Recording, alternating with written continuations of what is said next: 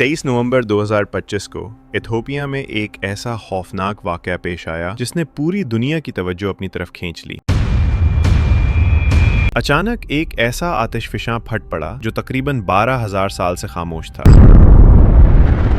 इस धमाके की आवाज सैकड़ों किलोमीटर दूर तक सुनी गई। आसमान सियाह राख से भर गया और वो मनाजिर सामने आए जो सदियों में एक बार देखने को मिलते हैं। AMS डॉक्यूमेंट्री की वीडियो में एक खुशामदीद। आज हम इस हैरत अंगेज और सनसनीखेज वाकये की पूरी कहानी जानेंगे। इस धमाके के असरात, तबाही, वजूहात और उस बड़े जोग्राफियाई तब्दीली के बारे में जो मुस्तकबिल में पूरे अफ्रीकी बर्रे-आज़म का नक्शा बदल देगी। 23 नवंबर को इथोपिया के खुश्क और बेआब गया इलाके में मौजूद हेली गुब्बी आतिशफिशां अचानक इस शिद्दत से फट पड़ा कि लोगों ने उसे धमाका समझकर खौफ में घर बंद कर लिए। इस एक लम्हे में जमीन जोर से कांपी, आसमान सियाह धुएं और राख से भर गया और 50,000 फुट ऊंचा राख का बादल बन गया, इतना बड़ा कि खला से भी वाज़े नजर आ रहा था। इस धमाके की आवाज 190 किलोमीटर दूर तक सुनी गई। पड़ोसी मुल्क जिबूती ने इस धमाके के झटकों को जलजले की तरह महसूस किया। ये राख का बादल पहले ओमान और यमन की तरफ बढ़ा, फिर हवा के दबाव के साथ पाकिस्तान और भारत तक पहुंच गया।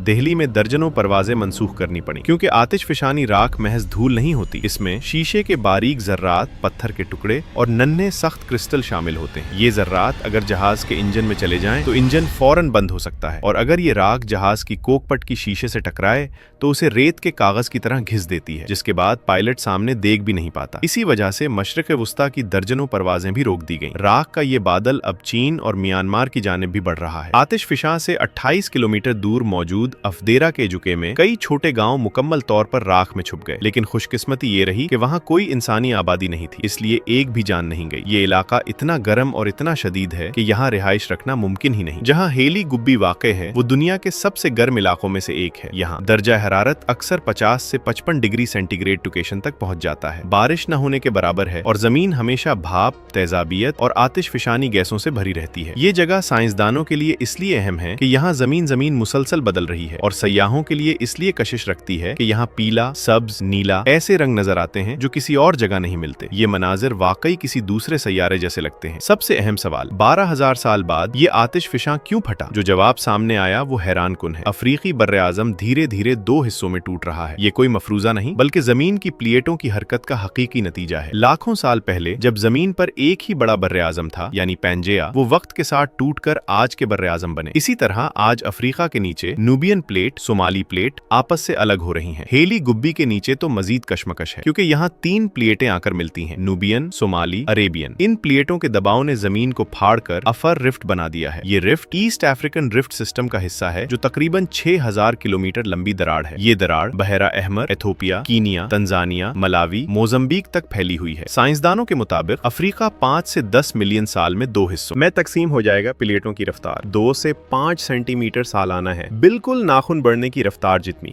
लेकिन प्लेटों की उस रफ्तार के बावजूद ये इलाका बहुत तेजी से बदल रहा है। ये सब अचानक नहीं हुआ बल्कि बरसों से उसकी निशानियां मौजूद थीं। जुलाई 2025 में अर्ता एल आतिशफिशां फटा। उसी दौरान हेली गुब्बी से सफेद धुआं निकल रहा था। 2005 में सिर्फ 10 दिन में 60 किलोमीटर लंबी दरार बन गई। ये मनाजिर बताते हैं कि अफ्रीका की जमीन वाकई फट रही है और हम एक बर्रे-आज़म को टूटते हुए अपनी आंखों से देख रहे हैं। उम्मीद है आपको वीडियो पसंद आई होगी। मजीद सच्चाई पर मबनी तहकीकाती डॉक्यूमेंट्रीज के लिए चैनल को सब्सक्राइब करें, लाइक और शेयर जरूर करें। मिलते हैं अगली डॉक्यूमेंट्री में।